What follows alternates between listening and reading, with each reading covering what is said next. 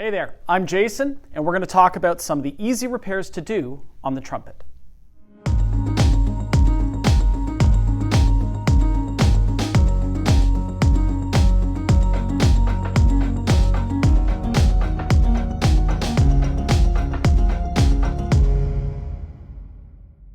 When you're looking for the serial number on your trumpet, you can usually find it printed on the second valve, either vertically like this, or across like that under that pipe.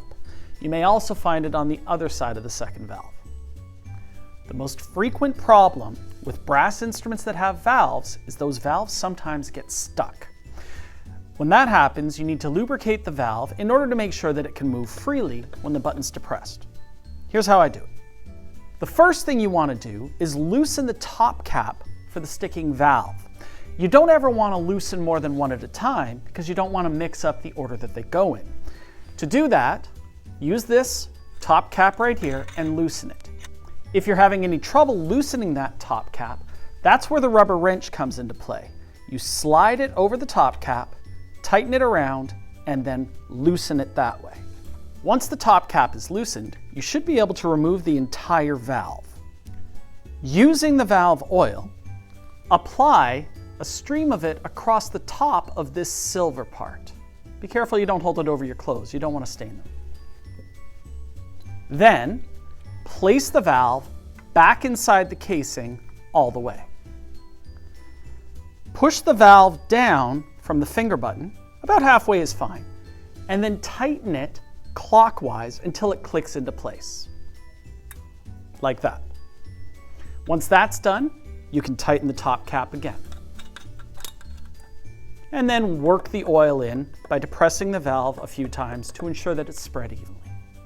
After you've oiled the valve, it's always a good idea to blow air through the instrument to make sure that the air flows freely.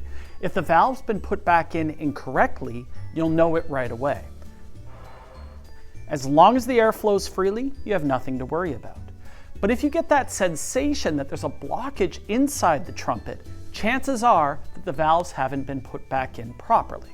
That sensation that the air is blocked within the pipes can be caused by two things. Either the valve's in incorrectly, or the order of the valves has been switched.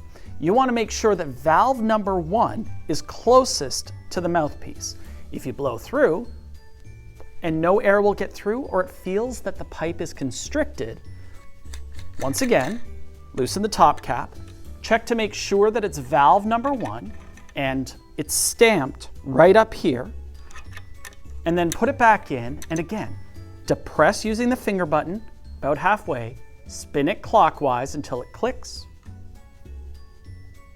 like that, then tighten the top cap. Blow through it again, and hopefully you've got a nice, clean flow of air through the whole instrument. If not, check the second valve, and then of course the third valve. Kids are great, but they do like to fidget, and sometimes you'll find that a student's been fidgeting by unscrewing these valve stems. If that happens, you're going to find that the stem kind of wobbles inside the valve there. If that happens, here's what you do. I want you to unscrew the top cap carefully and slowly so that nothing falls out. Then remove the top cap. You might find that it comes apart. Inside, you're going to find a spring and then the valve itself. To reassemble this valve, you want to make sure that this white disc that's inside here forms a little cup to hold the spring. Put the spring back in, and then put the top of the valve back on, and screw it in, compressing the spring as it goes in. Once you've done that, you should be able to place the valve back into the casing and put it together like normal, and then have a discussion with the student about not fidgeting with the valves. As you can see, we have different thicknesses and sizes of felts here. These are top cap felts, and they'll either be placed inside here or, on some models, up inside the finger button there. The stem felts that you see here and here are actually placed inside under that right here at the top of the inner valve. When you're replacing the felt, of course, you have to make sure that it's the right diameter and thickness for the spot that you're using, and then remove the old felt, put the new one in, and push it into place. Unfortunately, there is another problem that often occurs with brass instruments. When students put the mouthpiece in, sometimes they put it in too far, and that mouthpiece gets completely stuck inside that lead pipe. That means that they can't take it out, it won't fit into the case, and it causes long-term issues. So I'm going to show you how to use these mouthpiece removers so that you have the ability to take that out when it happens.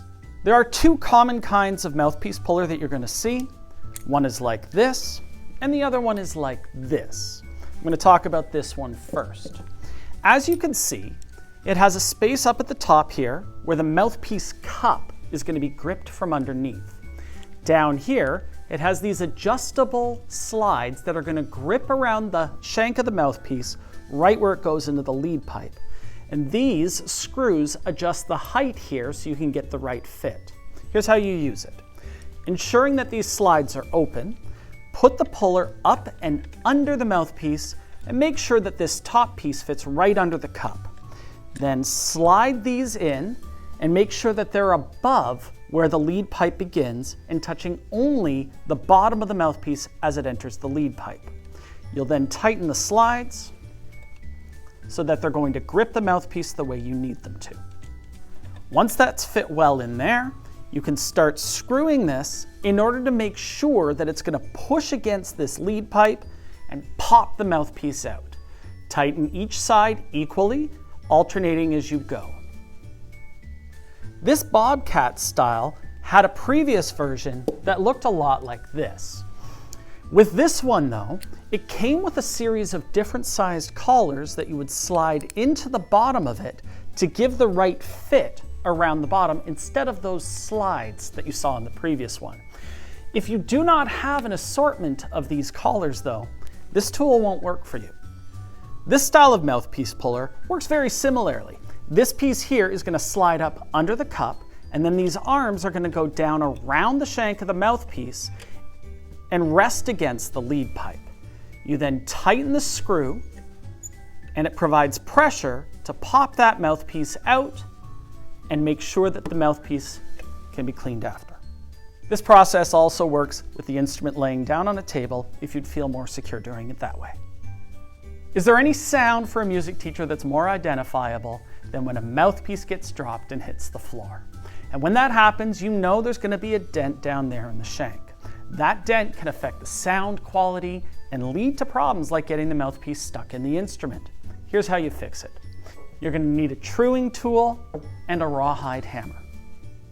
Place the truing tool into the shank of the mouthpiece. Don't force it, just place it inside. Then, using the rawhide hammer, do not hit the end of the truing tool that will split open the shank. You want to tap on the shank of the mouthpiece, and the truing tool will take care of the rest. The slides on all brass instruments should be able to move freely, though some require different maintenance than others. On this trumpet, for example, you can see that the first valve slide and the third valve slide are meant to move to adjust tuning as you're playing the instrument. Those ones require the use of rotor oil to ensure that they move freely without much effort. The second valve slide and the tuning slide require the use of lanolin, and you can either buy this large industrial size or something small like this. Lanolin's available easily at a drugstore. To remove a slide from a brass instrument, make sure that you push down the corresponding valve first so that the air can move freely as you remove that slide. Once the slide is removed from the instrument, you can apply a small amount of lanolin to the inner slides so that it can move freely back into the instrument again. For these movable slides on the first and third valve, you're going to want to use a thinner oil, like rotor oil, to make sure that they move freely. The same process applies. Push down the valve, remove the slide, use that thinner oil on the inner slide, and then place that slide back into the instrument. And then when you're done, make sure you wipe off any excess, because the last thing you want is that oil getting onto clothing. The last repair I'm going to show you for the trumpet involves replacing the water key cork. Depending on the instrument you could have more than one water key on it, and those corks do break down over time. If you notice that the instrument is dripping some moisture out the end, it's a good time to replace that cork. Here's how you do it. Water key corks come in many sizes and shapes, so it's really important to make sure that you have a cork that's the right diameter and shape for the instrument that you're doing the replacement on. Ask your repair specialist if you're unsure which one to use. Once you're certain you have the right key cork, then you need to make sure that you can pop out the old one. To replace the cork, press down the water key, exposing the cork itself. Slide a needle under the cork and pop it out. No glue is used to put that cork in there, it's just a friction fit, so it should pop out fairly easily with the application of some force. Once you've done that, get your new cork and slide it into the water key, making sure that it's pushed all the way down. It should be a pretty snug fit. When you're replacing the cork, you may notice that the water key is not aligned with that hole. Here's what you do. You take your pliers that don't have any knurls, and you might have to bend it back into position so it's situated right over the hole. Once you've done that, you're going to want to grab a blade or something that's thin and flat and place it right over that hole. Then allow the water key cork to close upon the blade to make sure that it's level. Once you've done that, if it doesn't fit level, you're going to adjust the fitting of that cork in the water key using the knife or blade until it fits in properly. You shouldn't press on the cork to make it fit, because that'll lead to a depression in the cork that could cause damage over time and shorten the life of that cork. So make sure that it's nice and level in there and it doesn't leave a little mark. And there we have it. Those are some of the most common issues that people encounter when they need to repair the trumpet. If you have other problems, it's best to talk to your repair specialist before proceeding with any other work. Once the repair is done, don't forget to update your inventory so you can keep track of how much work each instrument needs.